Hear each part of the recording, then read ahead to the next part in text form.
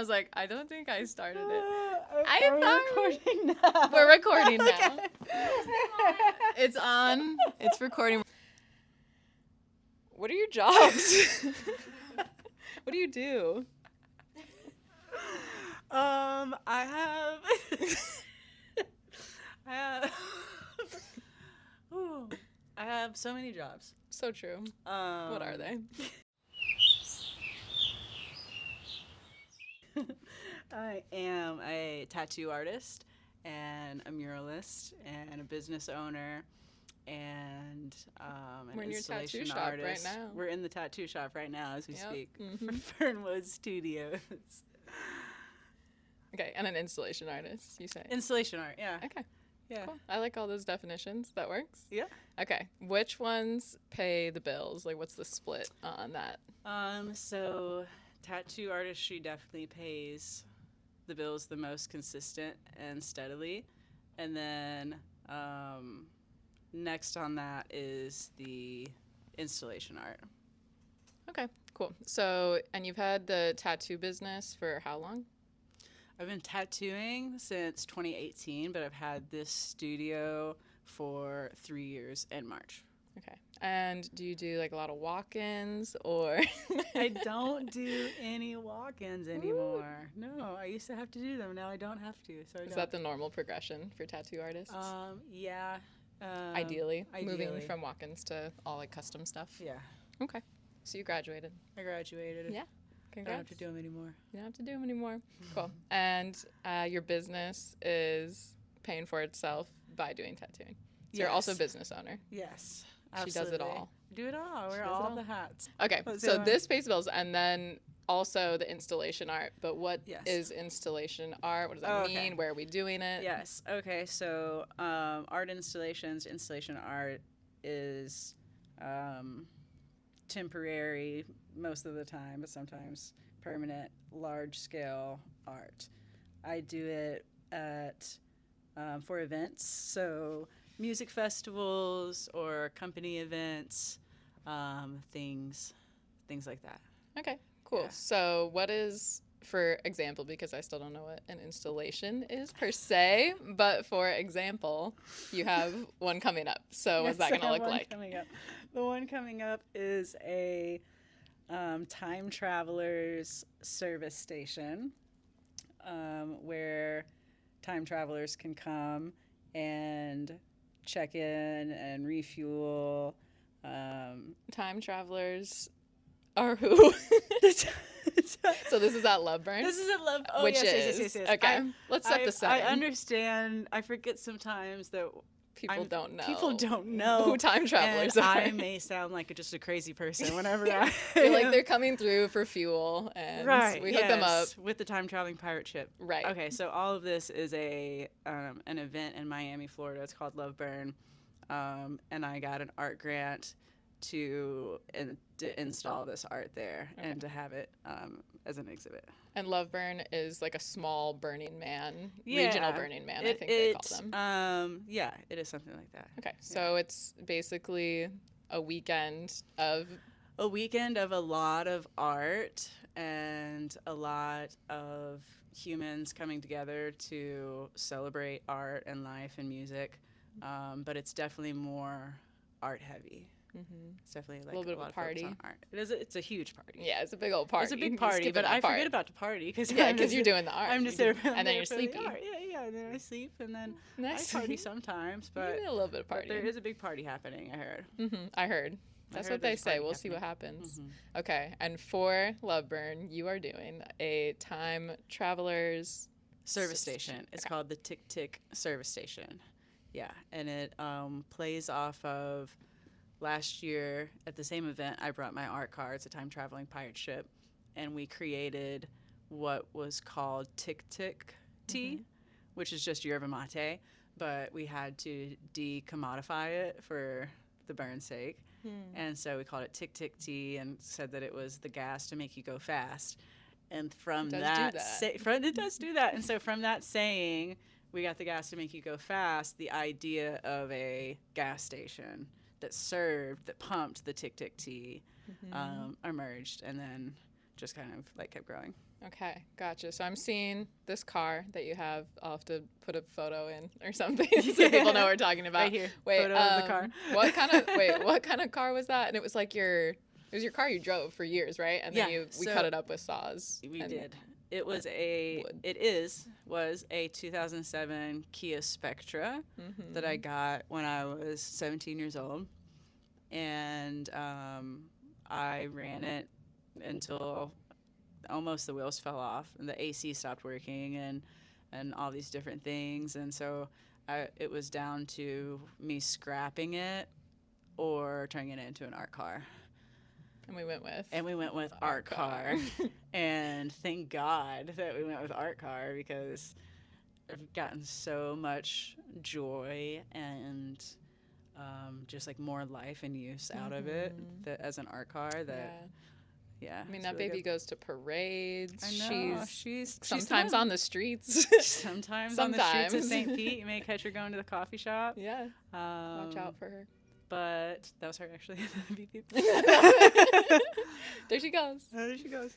No, she's resting. She's resting right now. She's my most reliable vehicle, though, I think, actually. She can sit for like a whole year under a tarp with no attention, and then just like start up every time. On. Okay. Well, knock on wood, because you got to do that soon. So, yeah, she's coming back.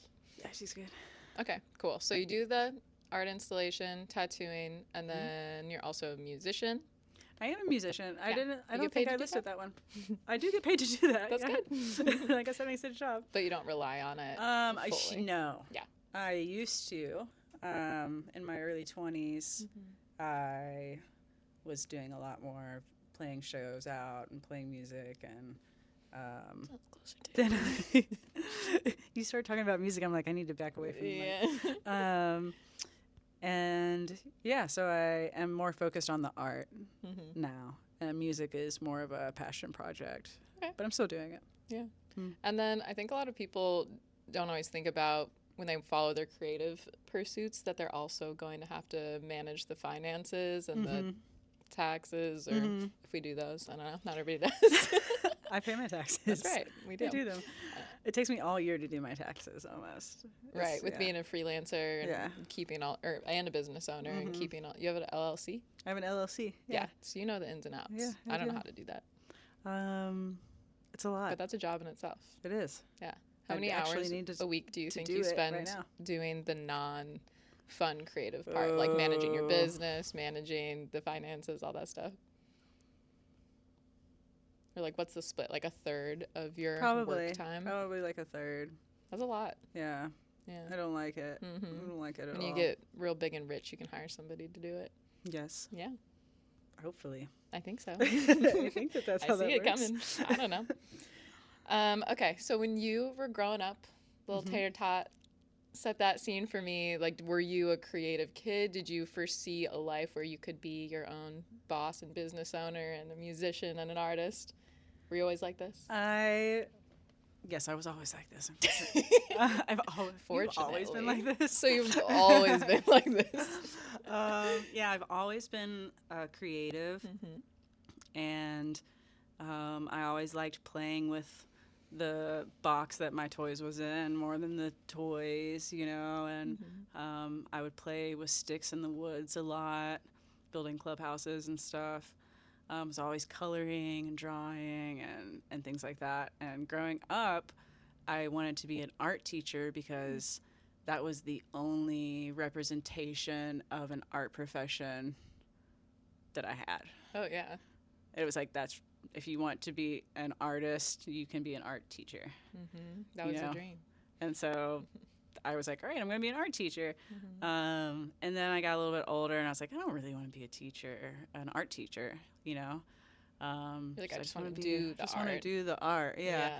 And it was like, it took some time for me to find a way to make that my career, and ways to make money off of being a creative and making it work. Did you have a moment where you realized, okay, I can do this can be a profession, or maybe I'll be able to support myself, like a glistening moment for the creative profession for Tate? Yeah, I don't think that there's been like one big one, but I think that there's definitely been like a couple small ones, a few small ones. Like last year, I got a pretty big, um, it was like my biggest deal for an installation. And in that moment, and I feel like I underbid myself. I feel like, I could have done even better. Um, and so in that moment, I was like, all right, maybe I can, this can work. And then opening Fernwood and getting this space to where it's like self-sustaining, that was another one. It's like, all right, now I can not worry about bills so much and focus more on like actually making the art. Yeah, that's a big point to get to, I feel like. Yeah. Congrats. How Thank old you. are you now? I just turned 34. Okay, nice. So that's true. Happy birthday. It was literally this week. Yeah. So what was, it might take a second, but if you can, in succinct way, what was the path that got you from kid who decided they wanted to do art but didn't want to be an art teacher? Like what jobs took you from there to now? Where we are now? Yeah. Oh, all right. So went through school. And was in some like creative things in school. I did band and did some art classes and things. And then I had like a really rough time going from like teenager into adulthood as far as like my home life and personal life and things. And so a lot of like what I was doing as far as like jobs were out of necessity and survival. And so where'd you grow up? I grew up in Litchfield, Kentucky. It's like a really, really small, rural country town in Kentucky where there's a job scarcity problem. It's like a lot of factories and then fast food are your options. Or you can work at the bank or become a nurse. Did you see yourself doing any of that? No, I didn't want to do any of that. So did you kind of know you wanted to get out of that town early on? Everybody grew up wanting to get out of that town, at least from my perspective. And you did? And I did. But it definitely took me a while. I worked doing fast food for a little bit. I was like a janitor at the factories for a little bit. And I worked at a music store, and then nobody would hire me after a while. Why do you think that was? I think that it was because I was a queer outsider. And you were in Litchfield still? I was at in this Litchfield. point? This was in my hometown, yeah. And some things that just happened that kind of people just didn't want to hire me. And so I had to move. And I moved with my friend to like the next town and got a job serving tables. And I did that for like 4 years and bartended a little bit. And then while I was doing that, my best friend, who was also a server, he was an artist too. And we would make art. I was still like making art all the time. And I decided that I wanted to start selling my art more and start selling them at festivals. I played the first festival I ever went to. I played it with this blues band in Ohio. And it was this like really, really small festival. But after the set, I was going to leave, and the lead singer was like, just go walk around and check it out. I think you're going to like it. And I walked around and I was like, oh shit, like this is where I want to be. And so that kind of sparked me being a vendor and selling art and making art to sell. And so after that, I moved to Florida, and I was still serving for a little bit. And serving here was not the same as serving back in Kentucky. Why is that? I worked at Red Lobster. Ooh, those little bun or the little biscuits. The cheddar biscuits. I know, they are good. Didn't they they're go like, out of business? Red Lobster? No, there's no No, they're still business. kicking. Yeah, yeah. Okay. Each one of those biscuits is like, Oh, I'm not sure. gonna tell you. Yeah. I'm gonna look it up. Yeah, and so Red Lobster in Kentucky is like almost fine dining, you know, especially like out in the middle of nowhere. And then Red Lobster in Florida is not at all. And so I wasn't a big fan of it. And so then I switched to working at this really cool thrift store downtown where I got to like repurpose some furniture and do some creative stuff. Nice. And I was still playing music, but it wasn't like paying the bills because it's really hard to make it in the music industry unless you have some serious connections. And so I was like, all right, I need a career path, a job that allows me to keep playing music. At this time, I'd also started to get more into the festival world where I wasn't just vending, I was helping like build, and I was playing sets and stuff at festivals. And so I was like, all right, I want to keep doing this and grow this, but I need something that allows me to do all these things and will like kind of be a support for me as I do all these things. And I thought about like being a barber, and I thought, I was like, all right, I could maybe be a barber. But everything was just like, And then I was like, I've always wanted to tattoo. That's always been like something I've been interested in. What year was this? This was like 2018. And I'm trying to remember, what was the state of tattooing at that time? It was pretty like mainstream, right? It was like, pretty mainstream. Most people are getting tattoos Yeah. by then. Okay. Yeah, a lot of people were getting tattoos by then. It was like teachers and stuff were starting to be able to get tattooed, and nurses and stuff, and so it was definitely becoming more and more of a thing that people were doing. And so I was like, maybe I'll be a tattoo artist. And so I took my sketchbook and I took it down to a tattoo shop, and I was like, hey, I'm looking for an apprenticeship. And yeah, That's it. that's it. Is that how And you then become a tattoo artist? Do you have to get like go through a course or anything, or is it all apprentice? Well, there's lots of different ways now, but at that time, the only way, which was like, I wanted to become a tattoo artist, but a lot of people don't want to go through the apprenticeship because it comes with a lot of negative stereotypes. You know, like apprenticeships are just like notoriously and traditionally a lot of hazing and abuse, and like not that great, especially for females and queer people. And so I was trying to be like, how do we not, is there a way, you know, is there like a class that I can take or school or something I can go to? And at the time, that wasn't an option. And I would reach out to other people and they're like, no, you have to go through an apprenticeship. You have to find somebody. And so I did. And I went through the apprenticeship and I paid him a whole bunch of money.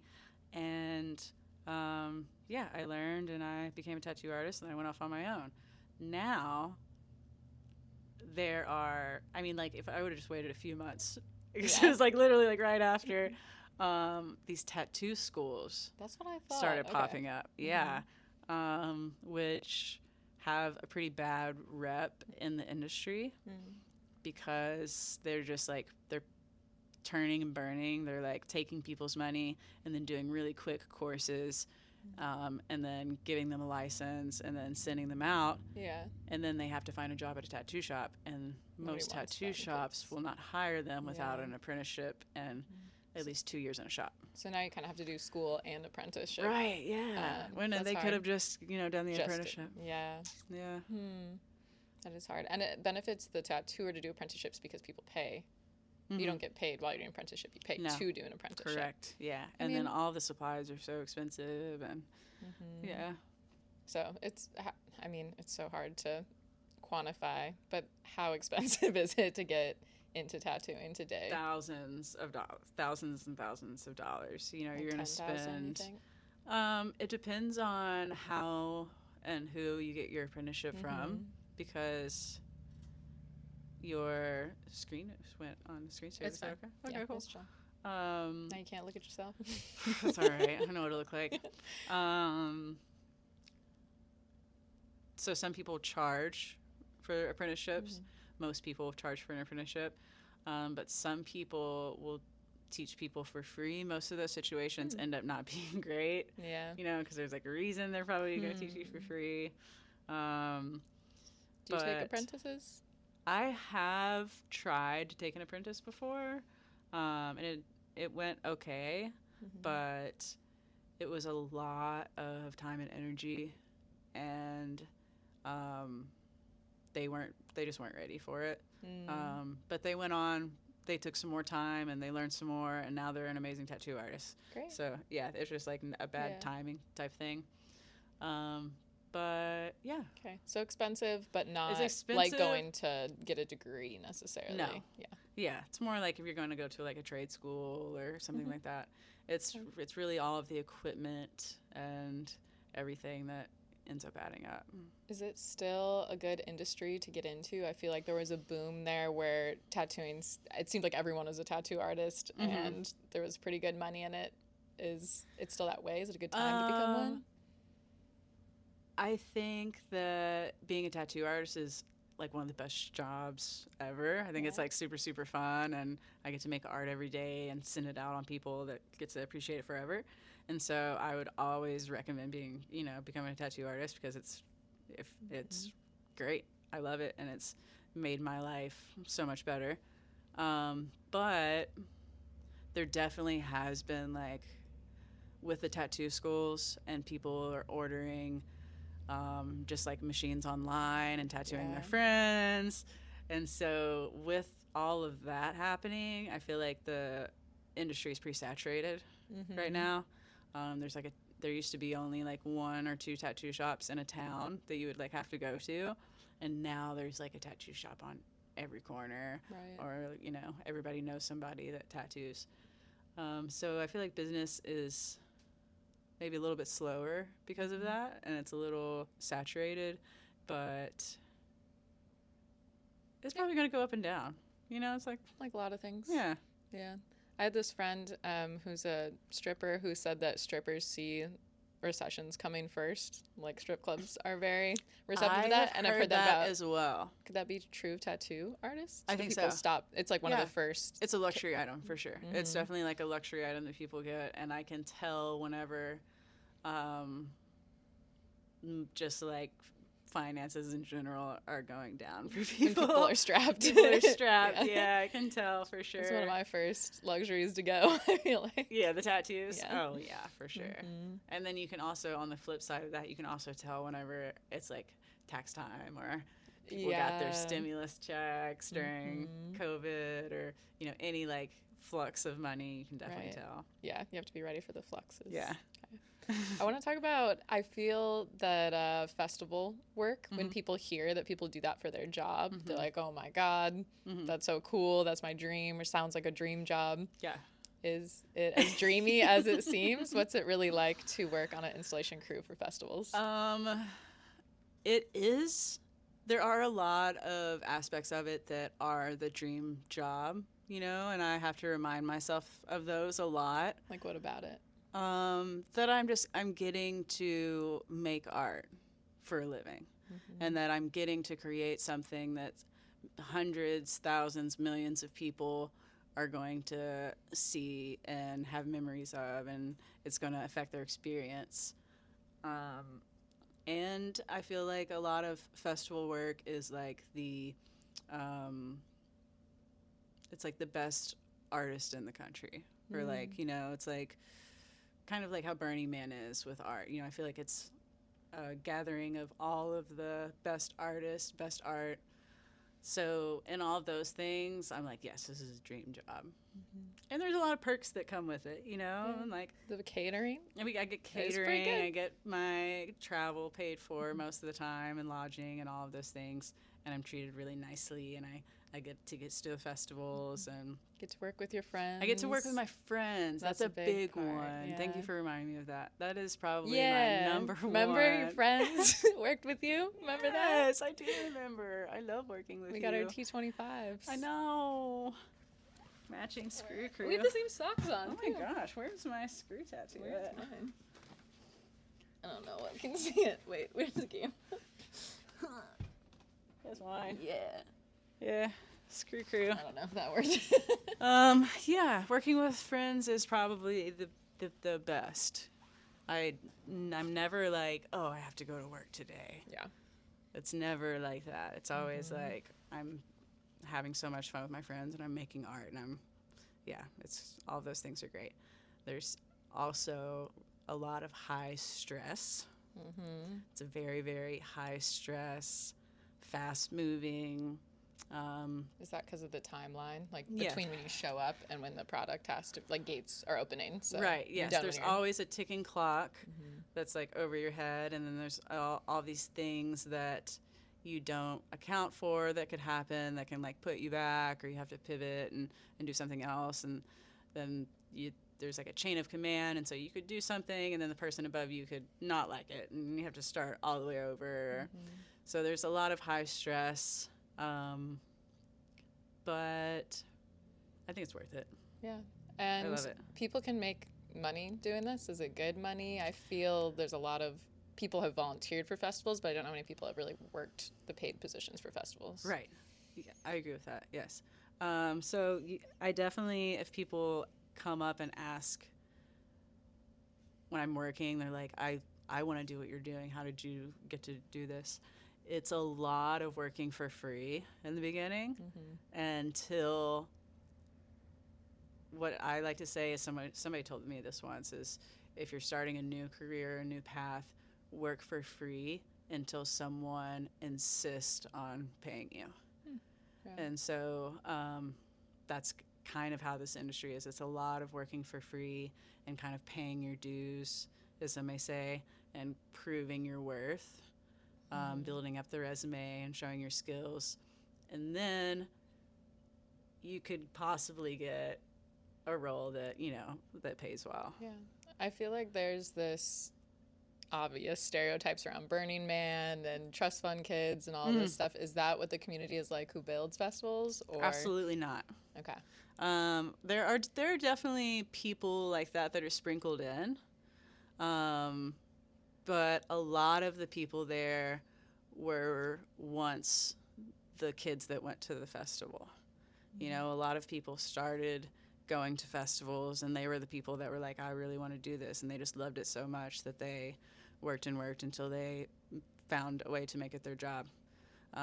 There are some jobs and some people that are in the industry that got there a different way. There are some like programs and things that you can do sort of an internship to like transfer into those roles. But as far as like build crews and art installations and that side of the production, I feel like it's a lot of like almost like circus people. Yeah, it is comparable in a sense. Yeah. What would you say for people who want to get into that? Like you said, volunteer. Does that mean walk up and talk to people who are working the festival, or does that mean in your hometown, or just signing up online? Like, what is the way into that you'd recommend?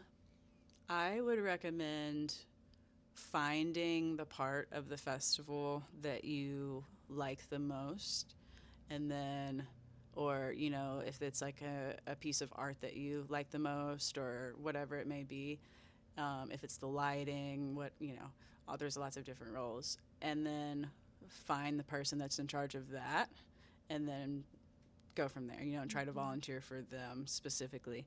There are ways that you can just go online and volunteer for festivals, and that's also a really good way to get in there, and then you could get thrown on an installation as a volunteer, and then that's how you can meet people too. Yeah. So we've also both been the coordinators for volunteers on projects. And don't just show up and not give a fuck, because we will remember.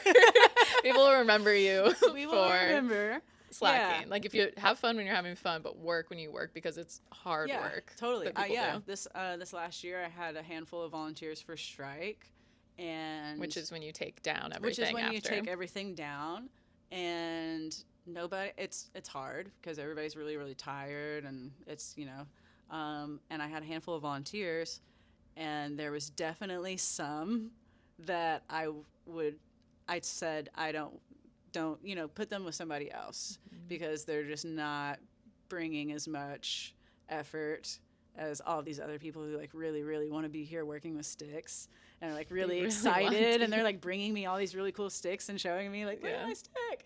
And it's like, those are the people that, and are like, just like willing to work and asking, if there's anything else that I can do to help you, and trying to get contacts for like future festivals and being like, hey, I would love to help you again.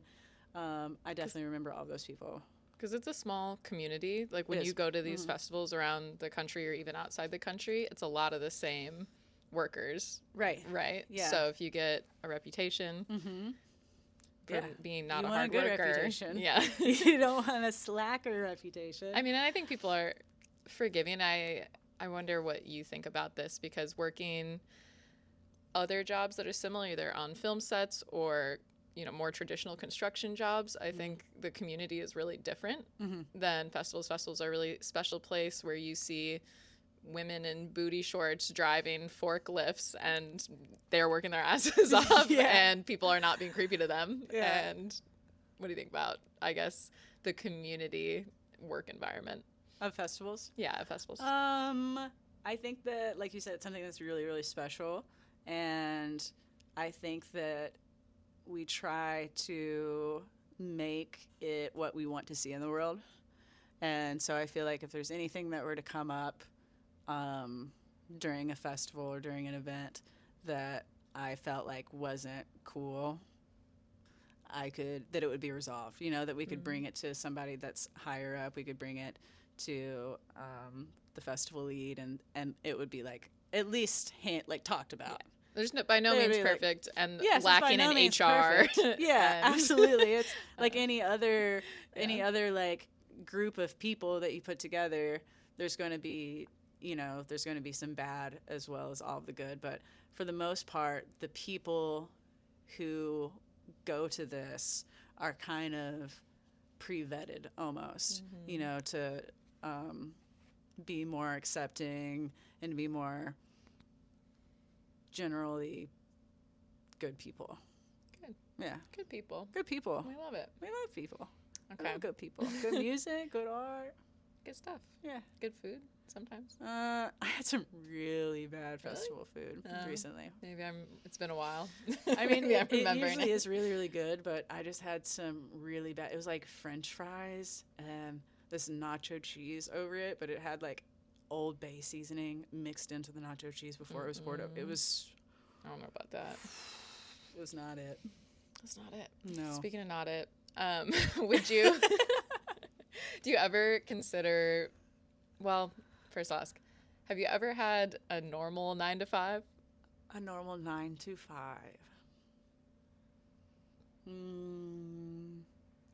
I feel like maybe the thrift store that I worked at was like the closest 9 to 5 I've had.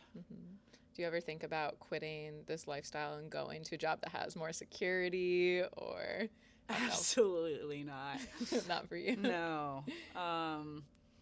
What do you mean by security? I guess that's a good point. I think traditionally people think I'm going to have a 9 to 5, have a 401k, have health insurance. That's the big one, right? Yeah. Health insurance and retirement. I have McDonald's health insurance, I got like the Obamacare health insurance. Yeah. Like it's the bare minimum, but it helps. I mean, and if you were to have something catastrophic happen, yeah, that's what it's really. That's what it's really for. Yeah. I mean, and so I have the basic in case something catastrophic did happen. That's very responsible. Then my retirement plan is I'm just gonna keep. I don't feel like what I do is work, and so I can't imagine just ever stopping doing what I'm doing. Yeah. I imagine that it will shift. I don't think that I'm going to be working festivals until I'm 90 there are some or people 80. that are I up know. there. Rave to the grave. I know they do it, but I don't know if I'm going to be one of those people. But I definitely see myself making art until I die. Yeah. Yeah. Okay. Very cool. I can see that for you. I can't imagine you doing anything else either. Me neither. I can't imagine you like sitting in a cubicle. Absolutely. I would. That's like my worst nightmare to think about, like having to set an alarm in the morning again to like go somewhere that I don't want to go and have to do something that I don't want to do that somebody else is telling me to, like, yeah. So true. And No. talking about stability, what's your definition of wealth, like financially and otherwise? My definition of wealth is being able to live the life that I want to live. Yeah. What does that mean? Do you like having time to yourself? Yeah. It means Deciding when having you get up in the morning where you yes, go? all of those things. Yeah. It means having time to do things, having time that I control. That's not, I'm on somebody else's time, or I'm not getting time taken from me. Having enough money to not have to stress over bills. I don't ever want so much money that I feel like I have a lot more than somebody else, because then I feel like I've taken too much. But I would like to have enough that I'm comfortable and my family and friends and stuff are comfortable. Yeah. You can buy a car when you're, or fix something on your car Yeah, when I it could goes fix, out. That doesn't if destroy there was like you. ever something that were to like come up, I would have a little net, I would be able to handle it without it being like catastrophic. Yeah. Do you feel like the way you've situated your jobs and lifestyle now supports that? I do. That's I do. awesome. That's Yeah. huge. I mean, that is the dream. That's the dream. Yeah. Yeah. And I've unlocked it and I figured it out and I'm living it and it's great. It's definitely something that I try to remind myself of frequently, is that like 10 years ago, this is like my whole life. This is something that I've dreamed of being and doing, and I'm doing it. What would you say to someone who wants to follow their creative passions, their pursuits, but it's not panning out for them financially at the moment and they're... I would say to try to find help, because there are resources out there. There are loan situations, there are sponsorship situations, there's art grants that are just sitting there waiting for like new emerging artists and things like that can help you get kick-started. And then once you get started, you're able to pay those things back. Maybe I'll have you send me some so I can put them in the like show notes. Yes, I sure will. Especially like locally, I feel like it's a lot of like wherever your city or town or even state is, there will probably be a lot of art grants to support that, and to just not stop making art. I remember whenever I was growing up, I grew up pretty poor, and a lot of the paintings that my mom has from when I was in like high school are on cardboard, and it's just black and white, because like that's what I had available. And I remember I was like framing this piece for my mom, and I went to the Michael's to get a frame for it, and the frame was like, it was a big piece, but the frame was $50. And thinking of that now, it's like, okay, that makes sense for sure, that big frame. But I was like, oh my gosh, like this frame is worth so much more than this painting. But now it's just like, I don't know. What do you think you back then would think of what you do now and who you are? Oh my gosh. That's something that I think about a lot. I think about little Tate, and I think about like making little Tate feel safe and proud. And so I feel like little Tate would be really excited to grow up and would be really, really proud and really happy. Yeah. Yay. I'm excited about life. That's amazing. That feels good. Yeah. Yeah. I forgot to ask you about this. I always forget to ask people, but I always want to talk about it. Your girlfriend is here, so this is not that exclusive or anything. But how is dating in this lifestyle, like making relationships work when you're moving around, doing festivals, money's in flux? Yeah, it is definitely hard. Being a tattoo artist is one thing, because I've kind of switched it around. It was like you would have to do like lots of late nights and things like that, and I've become a morning tattooer. And so that doesn't really have much of a conflict, but definitely the traveling that happens with festival work, and just being gone for those chunks of time, because each gig can be like 2 weeks, average that you're out, and then you come back and you may only be home for a week or two before you go to another one. And so it's definitely puts a strain on relationships and kind of makes there's a lot of single people in the industry, I feel like, and if you are dating someone, it's probably another person in the industry.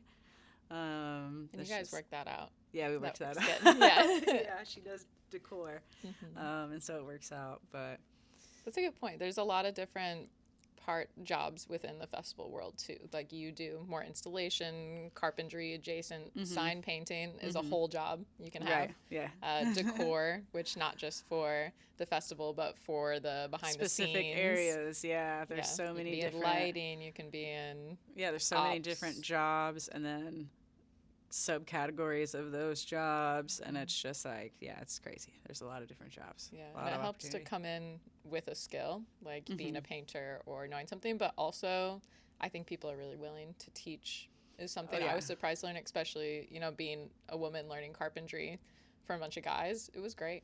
Yes, I agree. They were great. Yeah.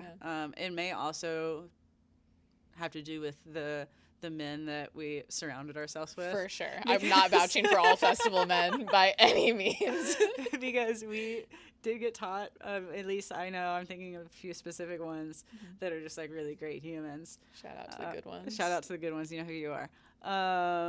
But yeah, I've learned probably like 75 to 80% of my skills as far as like tools go from being in the environment and seeing a new tool or somebody using a new tool and being like, hey, can you show me how to do that? Or, so yeah, I've definitely grown a lot as a builder and an artist and all sorts of things. Yeah. That being said, a real carpenter shows up on his job site and you're like, hell yeah, we will use that. Yeah. But it is nice to learn on the go too. I'm trying to think if there's anything that I'm missing about the lifestyle or anything that people need to know. Any points you think are important? I'm going to ask you for another piece of life advice, but before that, take care of yourself. A lot of the lifestyle of an artist, tattoo artist specifically, but just like any artist in general, is a lot of putting your art before yourself. And we don't really take care of ourselves. We don't take care of our mental health that well. We don't take care of our physical health that well. So, and that will, come back. So make sure to take care of yourself. Do all the things that you need to do. You may not be hurting right now, but, 5 years from now. Along those lines, I was going to ask you, what kind of sacrifices have you had to make for your body or your mind by following a creative path?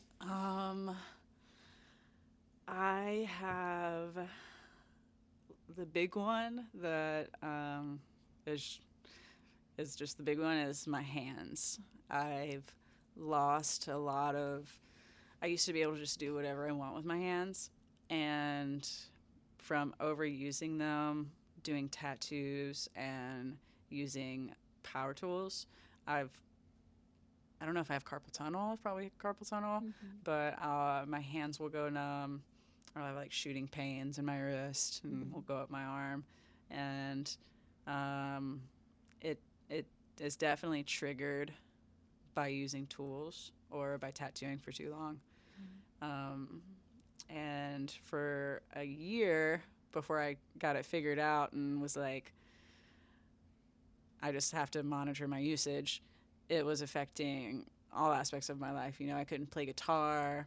I couldn't open a bottle for myself, just like eating, all the things that you do with your hands. It was really sad because I thought I wasn't going to be able to make art anymore. Yeah, that would be really sad. It was really sad. And so now I'm trying to be more of the mind behind the art and just monitor my hand usage. Okay. Yeah.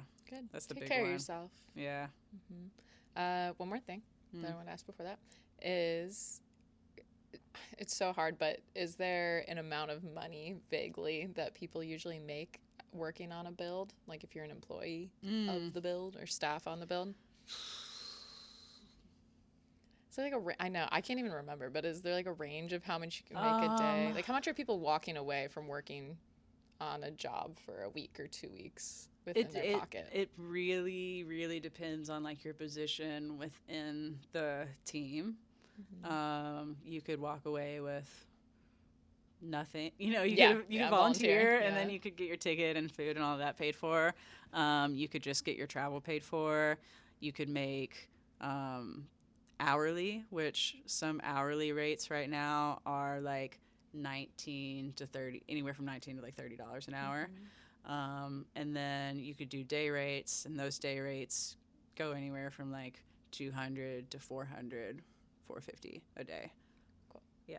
Okay. And you're getting your meals and your travel and Yes. usually Yeah. sleeping in a tent or something. Yeah. Yeah, So some situation. so if you are living a more transient lifestyle and you don't have a rent to pay or things like that, it's a really great opportunity because your housing's taken care of, all of your food's taken care of, and you're making money. So it's great. That's great. Yeah. Okay. Last thing. What is it? What is it? What's a piece of life advice that has served you through this journey? Piece of life advice is to nothing is that serious, and to stay kind to people because everybody is going through a totally different experience and reality than we are. Um, and positivity breeds positivity, and if you're kind to someone, they're going to be kind back to you, and just help each other grow that way. You're a very kind person. Thank That. you. I think of you as a very, very kind person. I'm glad. A good person to get the advice from. Cool. Thank you for doing this. Thank you. I love you. I love you too. I love you so Yay, much. I love you so much. Okay. We're done. Okay. Yay. Unless there's anything else you want to say. Nope. That's it. You're so great. Free Palestine. Fuck Donald Trump. Free Palestine.